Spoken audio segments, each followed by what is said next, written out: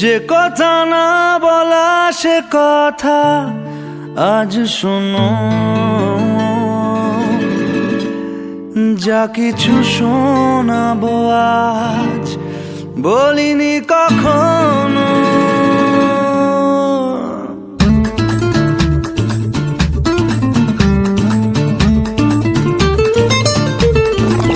ইচ্ছে যত উড়িয়ে দেব হঠাৎ দমকা হাওয়াতে, দস্যু হয়ে তারা ভাঙবে যে পাহারা, জাগাবে তোমায় রাতে।